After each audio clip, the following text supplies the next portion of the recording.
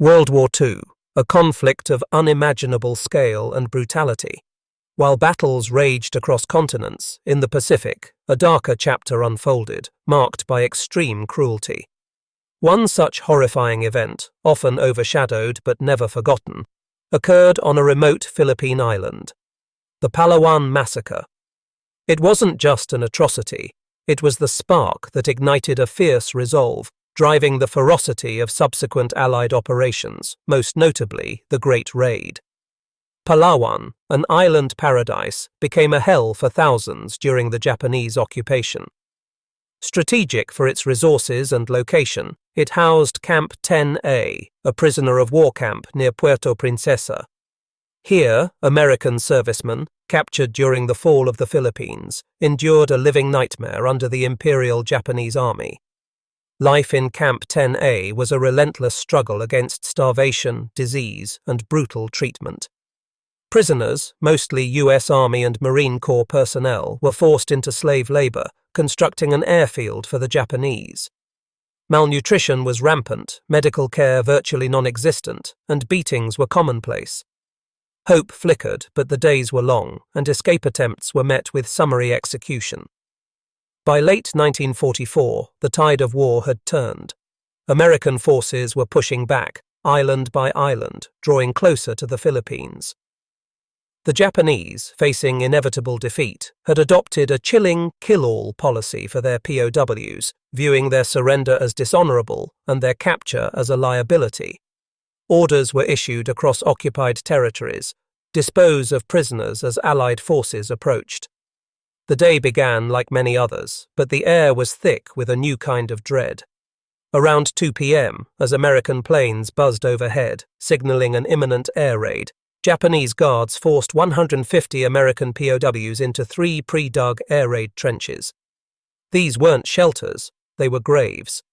The men were told it was for their safety. But as they huddled, Japanese soldiers doused the trenches with gasoline, setting them ablaze. Screams ripped through the air as men were engulfed in flames. Those who tried to escape the fiery pits were met with bayonets, machine gun fire, or thrown back into the inferno. The scene was one of unimaginable horror, a premeditated act of barbarity designed to eradicate every living soul. Miraculously, a handful, perhaps 11 men, managed to escape the burning trenches. Some crawled through drainage pipes, others scaled barbed wire fences under a hail of bullets. They plunged into the sea, hiding among the mangroves, desperately evading Japanese patrols that hunted them relentlessly for days. Their survival was a testament to sheer will and an almost unbelievable stroke of luck. These few survivors, against all odds, eventually reached Allied lines. Their harrowing testimonies unveiled the full scope of the atrocity. The news of the Palawan Massacre sent shockwaves through the Allied command. It was not merely another grim statistic of war, it was a brutal, undeniable declaration of the enemy's intent. The Palawan Massacre served as a stark, horrifying justification for the ferocity with which American forces would subsequently fight.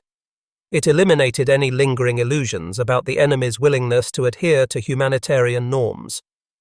For men like Lieutenant Colonel Henry Mucci and his elite rangers, who were planning a daring rescue mission for over 500 POWs at Cabanatuan, Palawan became a grim reminder of the urgency and the stakes.